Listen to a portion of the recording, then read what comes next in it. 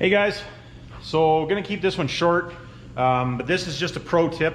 You guys get, I'm sure you guys, anybody that's used a magnet has dropped it on the floor after they've been grinding or doing any cuttings or anything like that, and they get covered in metal. Now, something that a guy showed me a long time ago, and I hadn't actually thought of it in a long time, but pro tip, easy way to get this clean is air blower. You take your air blower,